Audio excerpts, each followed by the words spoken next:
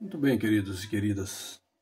Voltando aqui ao nosso papo, que tem muito a ver com aquele objeto de conhecimento, né, que é a pedagogia como ciência da prática educativa. Esse objeto de conhecimento é o 16º. O que eu estou fazendo aqui agora é abordar as principais perspectivas pedagógicas, né? Como eu disse a vocês agora há pouco, no primeiro vídeo, a primeira grande perspectiva foi a pedagogia tradicional religiosa, que levou aí 200 anos de hegemonia no Brasil, né? Foi de 1549 a 1759, e com o Marquês de Pombal, os jesuítas perdem muita força, né? Mas continuam também, não só os jesuítas, como outras instituições religiosas, inclusive protestantes também, né? Evangélicas. Mas é o seguinte, aí nós, com essa expulsão dos jesuítas, entre aspas, aí, em 1759, feito pelo Marquês de Pombal, nós temos início do segundo período. Temos esse início aí, é um período que também tem quase 200 anos, que continua sendo a educação tradicional, religiosa, só que agora tem uma vertente laica também, ou seja, secular, né? Leiga, né? Então, como é que é isso?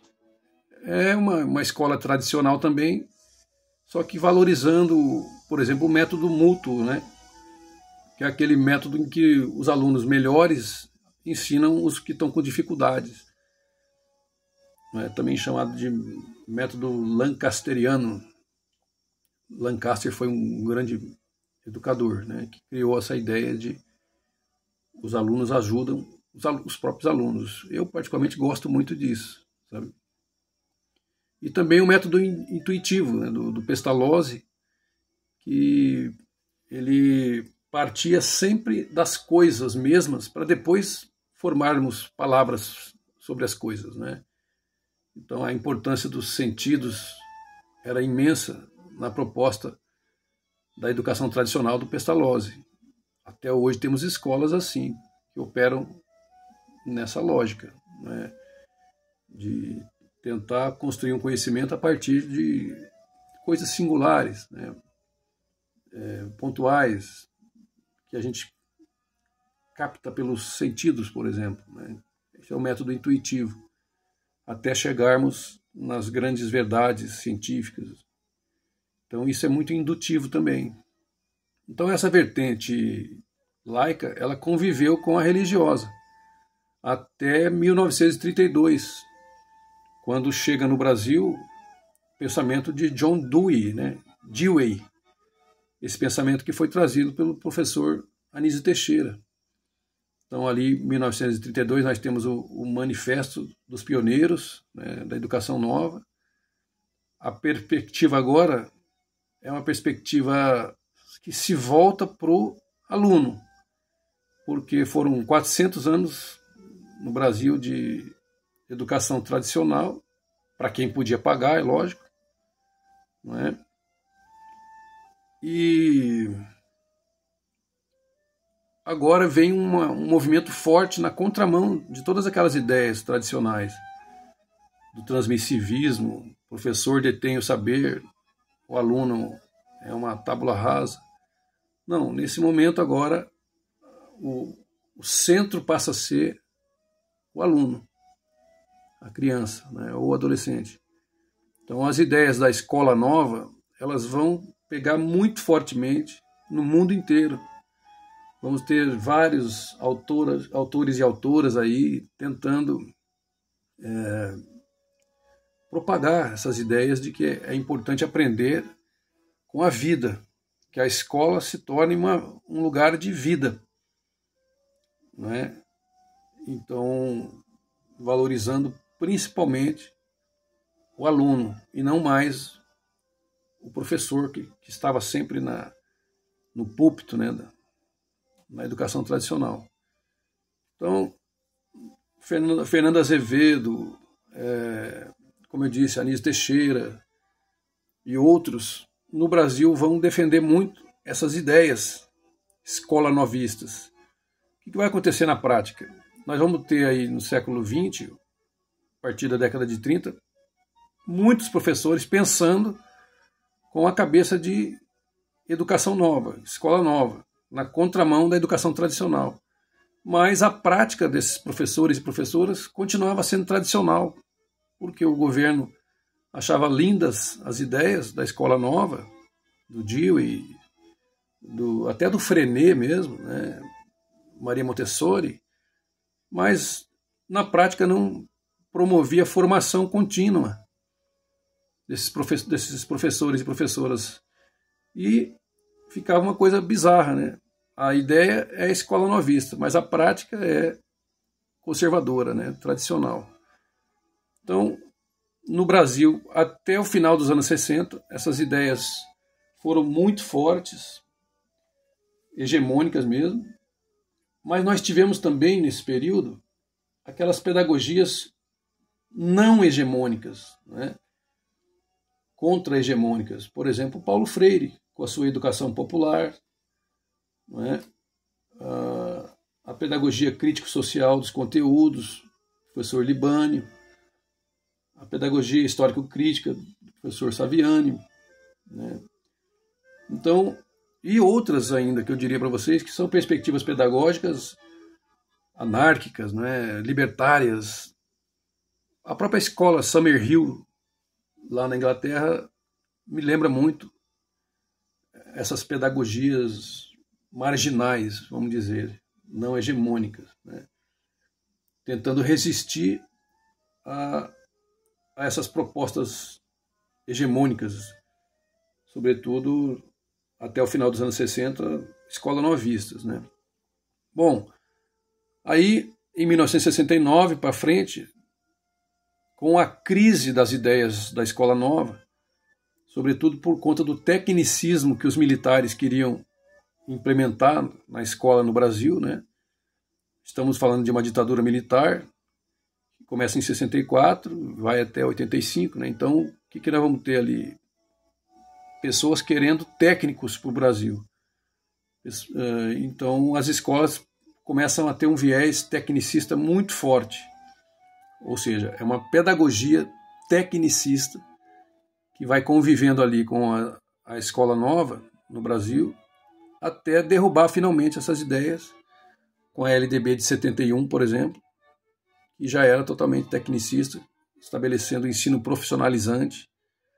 Muitos da minha geração têm diplomas de técnico, né? Ensino profissionalizante, por conta dessa proposta dos militares aí, de escolas com perfil mais técnico. Bom, vamos entrar então no quarto período. E aí o professor Saviani vai dizer da pedagogia produtivista como sendo o grande guarda-chuva aí dessas pedagogias muito ligadas ao mercado, né? E aí Saviani vai dizer que a própria ideia de escola ciclada, que foi o Paulo Freire que trouxe para o Brasil, juntamente com o professor Cortella, que a gente vê na televisão até hoje, né? Eles eram amigos, eles que trouxeram o ciclo para a escola pública. Então, o Saviani vai dizer que isso já é uma expressão também dessa pedagogia produtivista, que muito atrelada ao mercado, acabava promovendo uma espécie de exclusão dos alunos, né? Ou uma inclusão excludente.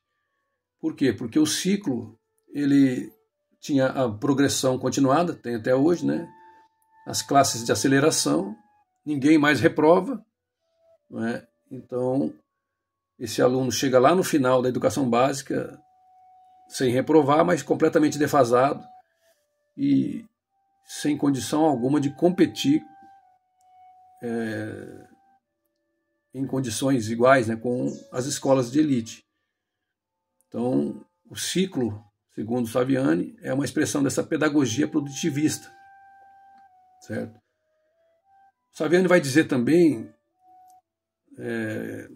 que essa perspectiva produtivista que surge aí com força no século XXI é neotecnicista e neo-escola novista, neoconstrutivista também, né? Então, veja só, temos aí um grande autor, que é o Perrenot, defendendo uma pedagogia de competências. Olha aí, mais uma proposta pedagógica, né? Mais uma perspectiva pedagógica. A pedagogia de competências, que o Saviani já denuncia também, que vai chegando fortemente no Brasil. Então nós temos o Philippe Perrenot, entre outros autores aí defendendo o que agora estamos chamando de pedagogias ativas. Isso vai ser muito discutido também no cenário aí do ENAD. Essas pedagogias ativas são nada mais, nada menos do que as escolas novas, as ideias escola-novistas voltando de maneira mais rasteira do que eram, né? Recomendo que vocês assistam o vídeo da professora Andréa Santa Terra, tá? Tá aí o link para vocês. Vale a pena, já que quem quiser conhecer um pouco mais dessas pedagogias ativas, e eu concordo muito com o professor Saviani nesse sentido. Elas são mesmo muito parecidas com as pedagogias da Escola Nova, que vem para o Brasil em 1930, 32. Né? Então, é isso. Procure dar uma espiada nesse vídeo aí sobre pedagogias ativas. Essa onda neo-escola novista. Beleza? Bom, aí como é que o debate entre a educação tradicional e a educação progressista, que seria a escola nova, né, afetou a história da alfabetização? Olha, gente, eu diria para vocês que ali, nos anos 30, havia, né, a alfabetização tradicional, né, métodos cartilhados, tanto sintéticos, né, quanto analíticos, mas aquela coisa muito da mecânica, né, da memorização, do exercício repetitivo. A criança não tinha nenhum protagonismo. Então, a partir dos anos 30, vem a ideia norte-americana de que a criança precisa aprender palavras mesmo, que sejam reais. Então, ali nos anos 30 para frente, o método da palavração pegou força no Brasil. Né? E eu diria para vocês que mais adiante também, com o construtivismo, vamos falar em 50 anos depois, o construtivismo piagetiano, muito forte na alfabetização, com as argentinas Emília Ferreiro, né, e Ana Taberowski, e a psicogênese, são mais uma expressão dessas ideias que centram na criança a aprendizagem.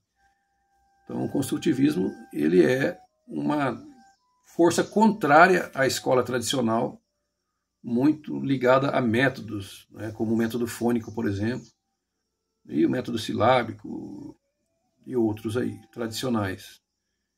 Então, o construtivismo é uma expressão de uma educação progressista contrária aos saberes tradicionais de alfabetização. Poderia falar muito mais coisas, né? Vamos falar de um objeto de conhecimento que é alfabetização e letramento, né? Que é o quinto objeto de conhecimento que está lá nas matrizes de referência. Magda Soares, a nossa diva, aí, ela criou uma expressão, né? Alfaletrar.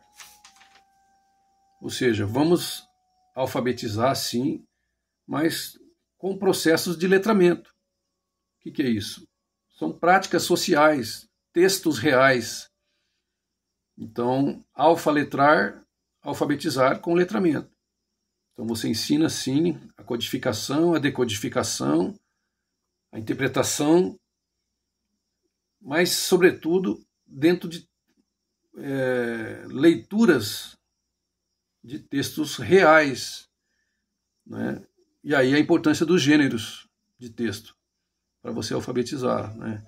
Só é possível fazer letramento se você partir de gêneros textuais, certo? Como o jornal, a crônica, né? O jornal não é um texto, ele é um suporte multimodal, né? Mas a notícia, a reportagem, a receita de bolo, a carta, maravilhosa carta, né? Que a criança vê tanto sentido naquilo. Então esses gêneros, eles são fundamentais porque são expressões de letramento mesmo, textos reais da vida da criança. E é claro que você alfabetizar uma criança a partir de uma receita de bolo é muito mais interessante do que ficar obrigando a criança a decorar o som de letras, aquela tortura, né? Não que isso não seja importante. Tá? Todos os métodos são importantes. Eu defendo aqui uma perspectiva plural de alfabetização, que valorize, sim, os saberes técnicos da codificação, da decodificação, mas também a partir de textos reais, né? Então esse é um objeto de conhecimento da prova do ENAD, alfabetização e letramento.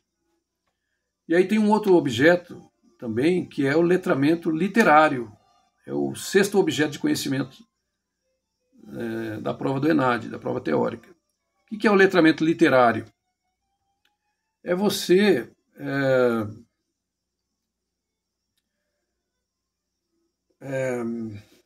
eu diria, pensar na criança leitora.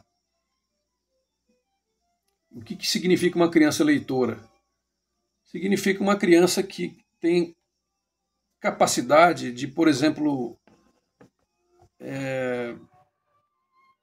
reconhecer um conto de fadas, reconhecer uma fábula.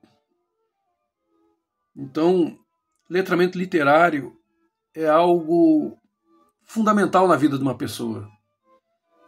O Ziraldo querido, que nos deixou órfãos recentemente, ele dizia, gente, vamos fazer essa criançada ler, se apaixonar pela leitura, porque o resto vem depois. E só a literatura infantil é capaz de fazer isso pela criança, gente. As experiências que uma leitura literária nos proporcionam são da natureza do fantástico, né? Da emoção estética. Isso é mais importante do que ensinar verbo para criança com literatura infantil. Então, uma coisa que vocês têm que ter, e eu também, é a certeza de que a literatura infantil ela precisa ser trabalhada, sobretudo, pela emoção estética que ela traz, que ela proporciona. Isso é a coisa mais importante. Essa aventura espiritual, segundo Nelly Novaes Coelho, né? Essa aventura espiritual que a literatura promove na vida da gente. Depois o resto vem. Você quer ensinar acentuação, quer ensinar pronome, tudo bem, mas primeiro e mais importante é a criança se apaixonar pela escrita e pela leitura literária. Se tornar realmente um dependente de literatura infantil. Então o letramento literário tem a ver com essas habilidades, né, que a criança vai desenvolvendo, por exemplo, de reconhecer quando é uma fábula, esse gênero literário, né, que sempre tem uma moral no final. Letramento literário é a criança, por exemplo, ser capaz de identificar um fato que transforma as personagens de um conto. Enfim, todas aquelas experiências com a leitura que somente a literatura vai nos dar. Não é? É isso. Então, eu insisto muito nessa ideia de que não devemos usar a literatura infantil para ensinar coisas para as crianças, sobretudo conteúdos de língua portuguesa, de alfabetização. E sim valorizar a emoção estética em primeiro lugar da literatura infantil. depois os conteúdos da língua materna, né?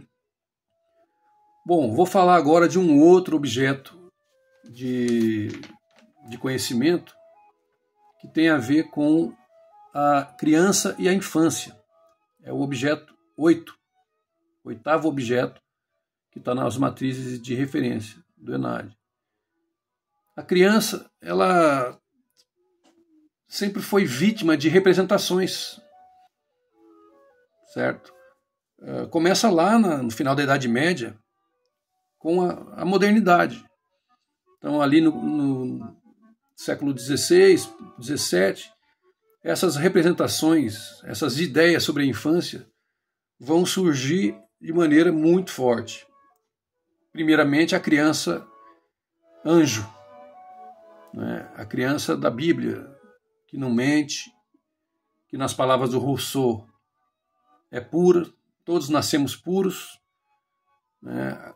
O corpo sacralizado, essa criança, ou seja, ela não tem corpo, é um anjo.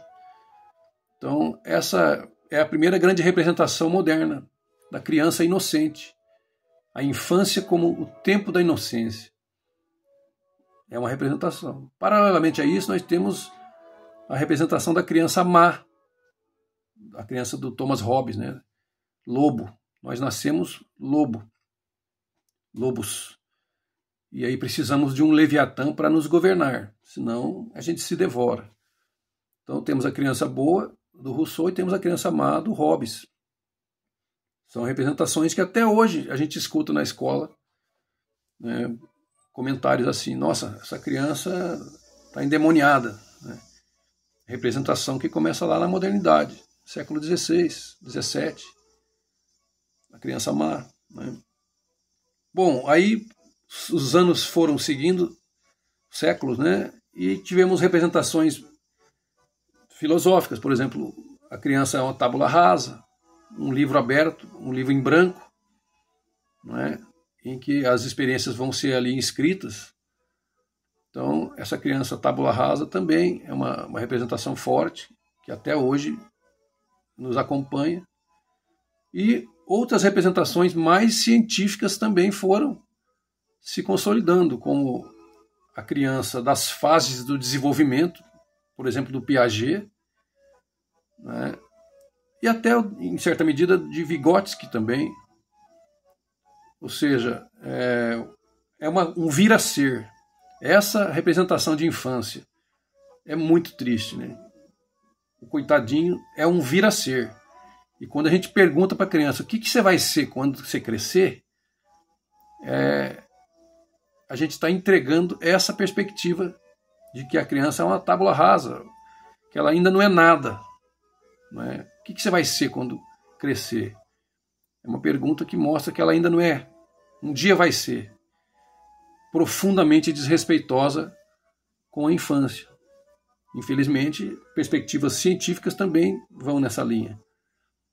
Quando você olha para uma criança e fica pensando na fase sensório-motora dela, do Piaget.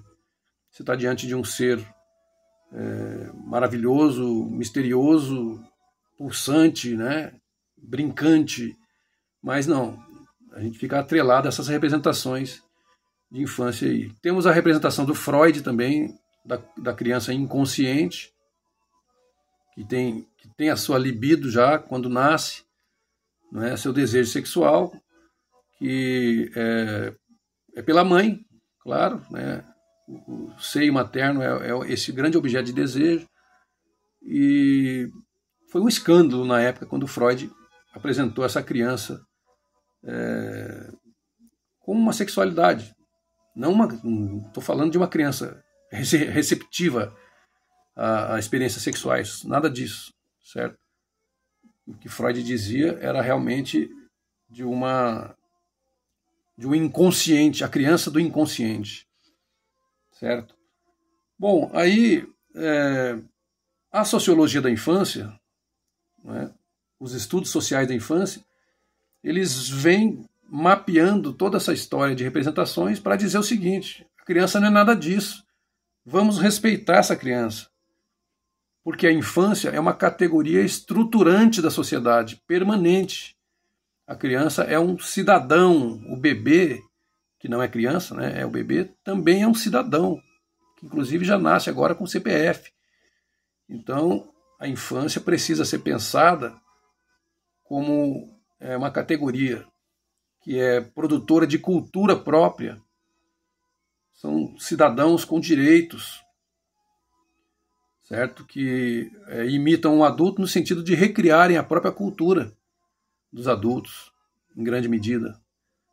Então, chega desse negócio da infância sendo uma fase da vida. Não é mais uma fase da vida. A infância é uma categoria estruturante da sociedade, certo? Então, essa é a representação contemporânea dos estudos sociais da infância, de autores como Corsaro, como Alan Prout, Regine Sirotá, certo? E muitos outros aí. Fulvia Rosenberg, que nos deixou recentemente. Então, é disso que estamos falando, de uma nova infância agora, muito mais respeitosa, essa visão de infância, né? Que tem a ver com a sociologia da infância. Bom, poderia continuar falando sobre esse grande objeto de conhecimento, né? Por exemplo, o que são as culturas de pares, que o William Corsaro descreve de maneira muito brilhante. A criança forma pares, ela produz cultura. É isso. É uma reinterpretação da cultura dos adultos também. Mas vamos em frente, moçada. Eu vou encerrar minha fala comentando o que seria, então, uma necessidade muito central na prova do ENAD, que é plano de aula, né? Como planejar a sua ação pedagógica. E isso tem a ver com a grande competência, como eu falei no começo da minha fala, competência número 1, não é? Da pedagogia mesmo, como componente específico, né? Então, é a quarta habilidade. Eu vou encerrar esse vídeo com a quarta habilidade relativa a essa primeira competência aí que foi comentada lá no início. É o seguinte, para você planejar, primeiramente, você precisa diagnosticar a sua turma para saber o que fazer, né? Vamos delimitar um pouco aqui, vamos pensar na situação da alfabetização.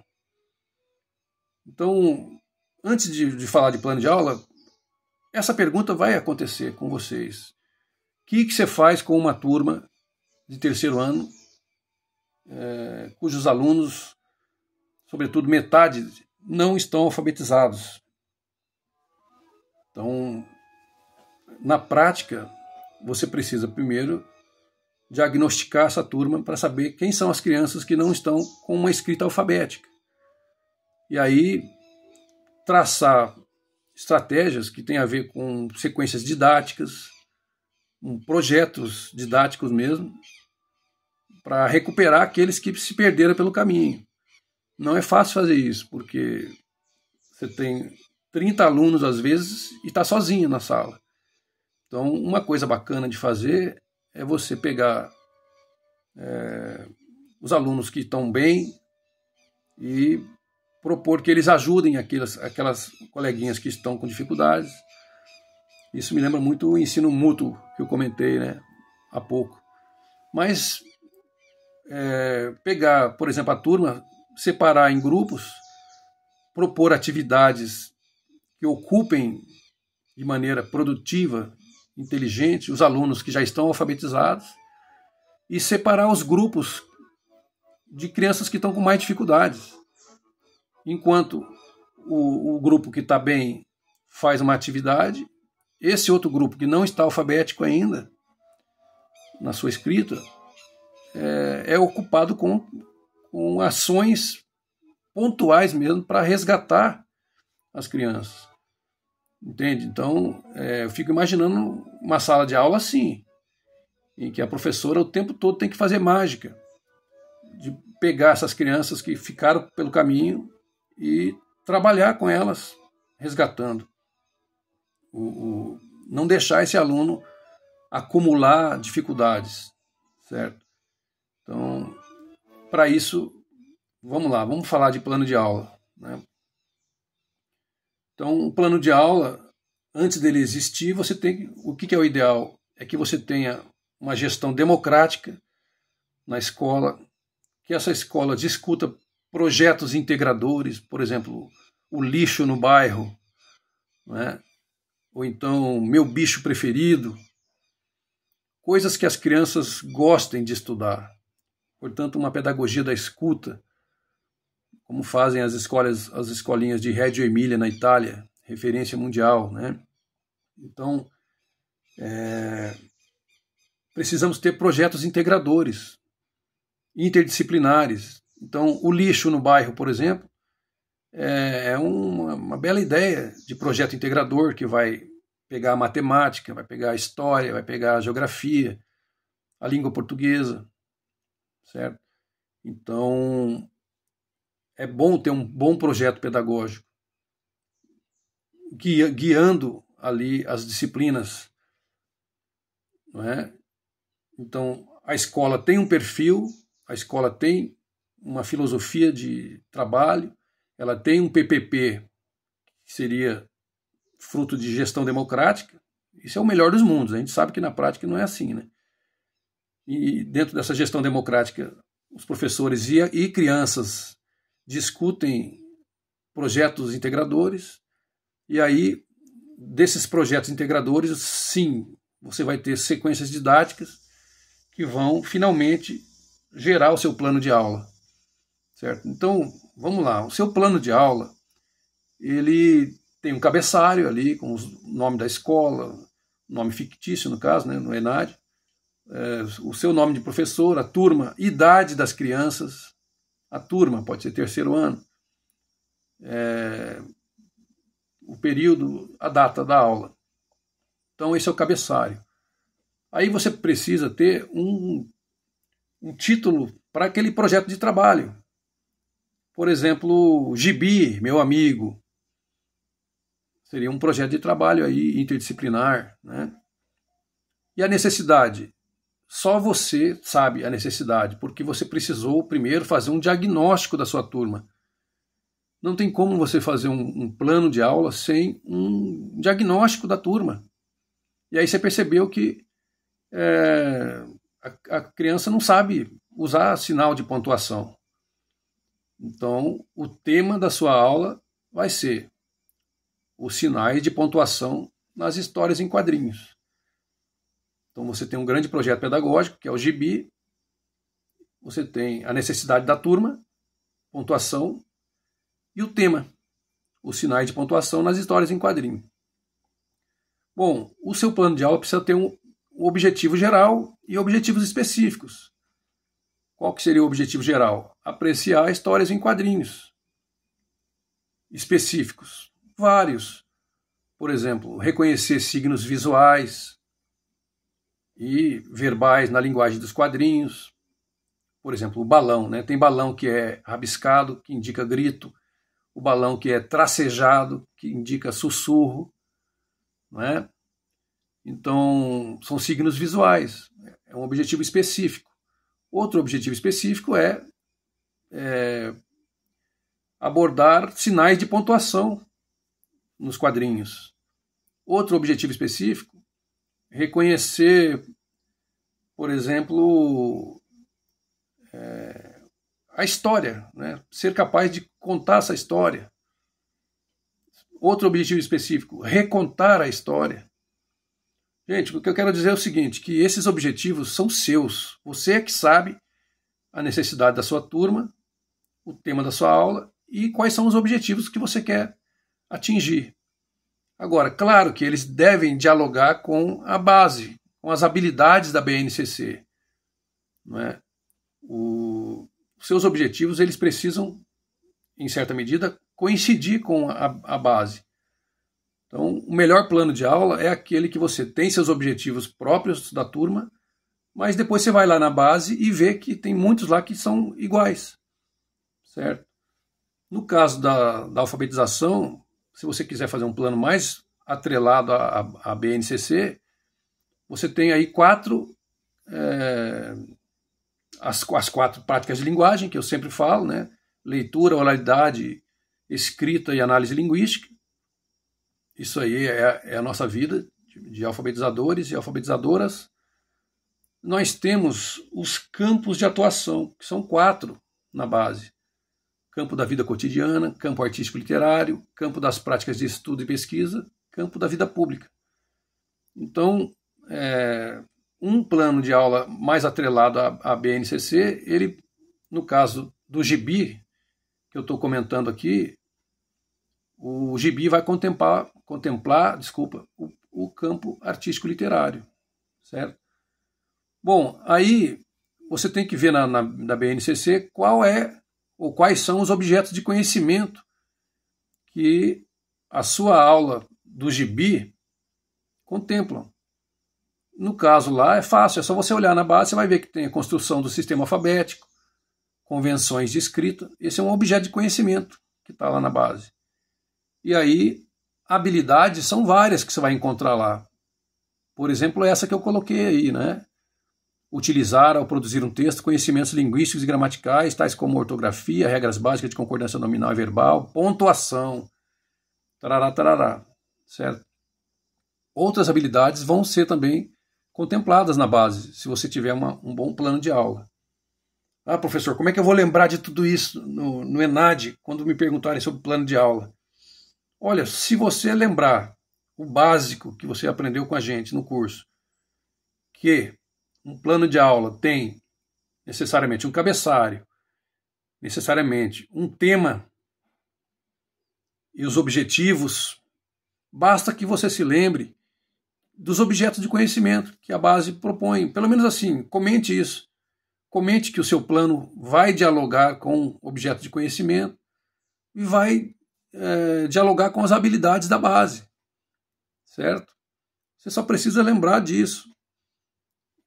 O seu plano tem um cabeçalho, tem um tema, tem os objetivos, dialoga com as habilidades da base. E, claro, seu plano precisa ter uma metodologia e o roteiro das ações. Essa metodologia é o quê? É dialógica? É problematizadora? Espero que sim, né? E aí você conta ali na metodologia que você vai fazer uma roda de conversa, né? Que você vai distribuir os gibis, vai ter recorte dos balões, vai trabalhar com xerox. Estou dizendo aí de uma aula com gibi. Certo? Então a metodologia é isso. É você dizer como ela é, dialógica, espero que sim, né? E não aquela coisa transmissivista tradicional, da escola tradicional. Então é uma metodologia dialógica, problematizadora, que vai trabalhar com literatura infantil, que vai trabalhar com recorte, né? É isso, você contar o roteiro do seu encontro. E aí depois tem um campo também bacana de avaliação da sua aula, certo? Não são os alunos que vão ser avaliados, isso é uma outra história, mas um campinho ali no seu plano de aula que trate de avaliação, de como é que foi aquele encontro, deu certo, registrando. Depois os recursos didáticos, que você precisa dizer quais são, no caso o gibi, a tesoura, a cola, o xerox, né? Os materiais que você usou. E aí um campo para observações, que é bacana, assim, você comentar o que deu, que foi estranho, assim, que valeu a pena, teria valido a pena você anotar o que aconteceu naquele encontro. E finalmente as referências, BNCC com certeza, e outros autores, como o Ziraldo, maravilhoso, né, para o seu plano de aula. Basicamente é isso, moçada. O plano de aula, ele precisa partir de um diagnóstico, de uma realidade, para você saber como planejar, quais os temas mais relevantes para ajudar essas crianças, né?